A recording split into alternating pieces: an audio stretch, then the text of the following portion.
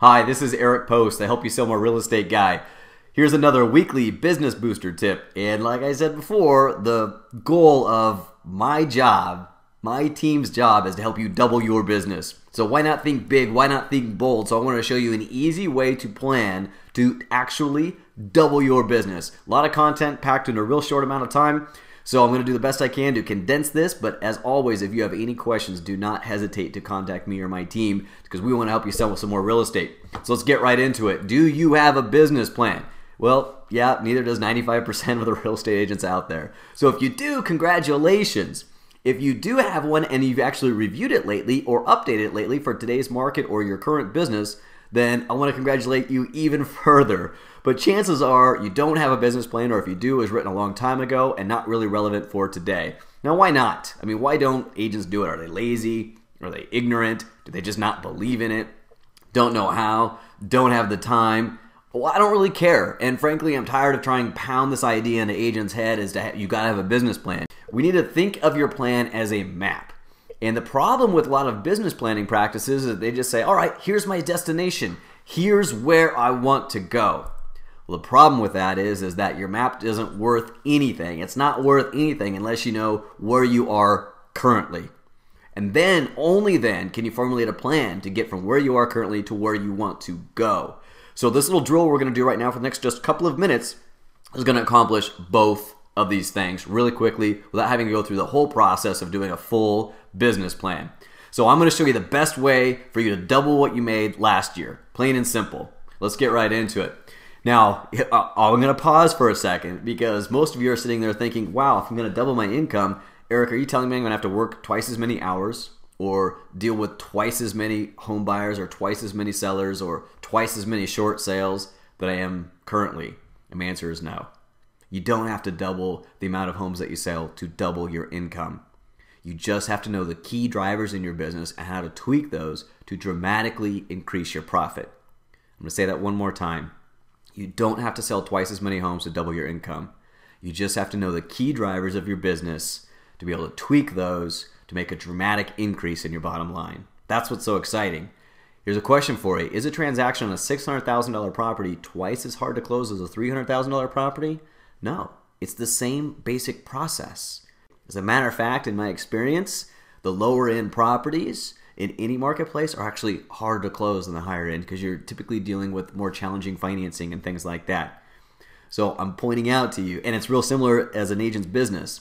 The lower the business is, the lower amount of productivity that an agent's business has, the less efficiencies they have in their business. I guarantee it, the less structure that they have. So the more production you're actually doing, typically, if done right, you'll actually decrease the amount of work that you do. So I'm going to show you some 5 key drivers here. And I want to point out, if you made about $75K last year, then why not plan to make $150K this year? Why not think bold? Why not think big? I think it's Donald Trump that said, you're going to be thinking anyway, so you might as well think big. So let's think big and double your business. So if you made 50 last year, let's plan to make 100. If you made 100 last year, plan to make 200, so on and so forth. Whatever it is for you, why not think big? If you want to think smaller than that, go ahead. Absolutely go ahead, but my goal for you is to double your income without doubling the amount of hours you put in your business. So where are you at right now? Here are the key drivers that I want you to know in your business. What is your average commission percentage per transaction over the last year? What is it for you? The second key driver is what is your average dollar volume per transaction? Third one is really simple. How many listings did you actually sell? Not that you took, but how many actually closed? What's the number of buyers that you represented in a successful closing of an escrow? And finally, what were your expenses and or your return on investment on them, which we'll talk about here in a second. So these are 5 easy key drivers for your business that you should know right off the top of your head. If you don't, please go and get this information from your broker or your owner or whoever right after this video because you should know these things. You're running your business like a business. You got to know these things. So let me show you what it would be like to have a $75,000 a year business. Let's say your average commission was 2.4%. Let's say the average volume per transaction was $250,000. And let's say you sold 8 listings and 8 buyers. And then your expenses on that business was about $21,000. So mathematically, if you add it all up, this equates to a $75,000 a year business net before taxes. So your total production minus your expenses and that equals about $75,000 in net income to you. You put in your pocket before you pay Uncle Sam. Okay, so check out these numbers. These are pretty typical for this size of a business, and it's really important that you know your own numbers. So now, how do we take this business from making $75,000 to make it a $150,000 a year business net before taxes to this real estate agent? Well, you don't have to be 100% better. You do not have to double your production in order to make twice as much money. You just have to be a little bit better at each one of these key fields. So I'm just going to show you, what if you were just 20% better in 4 of these 5 drivers? So not even all of them. I'm saying you just 20% better. So what if, instead of making 2.4% on every transaction, you figured out a way to articulate your value better, or figured out a way to not have those last-minute commissionectomies at closing to keep a deal together, and you learn how to demonstrate your value to clients, and so your perceived value increased. With this key driver alone, you don't have to work any more hours, spend any more money on marketing, close any more transactions, and you will dramatically increase your bottom line. So let's say you just got 20% better this next year, and you went from 2.4% to 2.88%. And let's say you just got 20% better on your $250,000 average volume per transaction, and you took it to $300,000. And instead of doubling the amount of business you had to do as far as number of closings, you just got 20% better, and you went from 8 to 10. Same thing on representing buyers. You went from 8 to 10.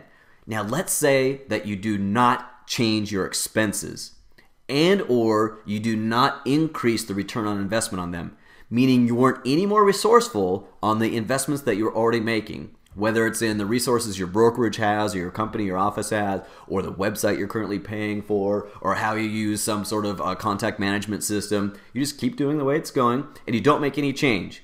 And the reason why I don't want you to make any dramatic change here is because I've seen some agents make knee-jerk reactions, and they're starting to cut the expenses in their business. And I preach, and I'm a huge fan of being fiscally responsible. However, if you make knee-jerk reactions and you just cut expenses, it's very possible that you cut the service and or perceived value of your client to you. So if you tried to save $6,000 in your business this year, you might accidentally lose $12,000 in revenue, which means you lost $6,000 of net profit to you. So please just don't go and change your expense profile. As a matter of fact, I think a big indicator of the health of an agent's business is if you start cut expenses, that's just one foot in the grave. You're just one step closer to getting out of the business. And the biggest mistake that most agents make is that they don't invest enough in their business. Instead of doing nice quality color flyers on every single property, they just cheap out and get the black and white ones or whatever. But there's a lot of ways that agents try and cut costs. And I'm telling you that yes, let's be fiscally responsible. But if you start changing your value proposition by not investing in training and technology and a support system or coaching or something that is going to actually help you increase revenue, you cannot save your way to prosperity in this business. So let's, for the sake of this example, not make any change to your expenses, and you have about $21,000 in expense. You go now from a $75,000 a year business to a $151,800 a year business, just by being 20% better of 4 areas of your business. I think you can find a way to do that. If you can't do that on your own, ask your broker, your manager, or contact me or any of my team, because we can help you get 20% better in each one of these categories. I guarantee you. So analyze your business, break it down to some key drivers, and think of ways that you can just increase, just tweak it just a little bit in each one of these areas, and it will have a dramatic impact on your bottom line. And that's our goal, is to help you sell more real estate. So with that said, that's your weekly business booster. I hope you have a great week. Until next time, here's to you selling more real estate. I'm Eric Post. See you soon.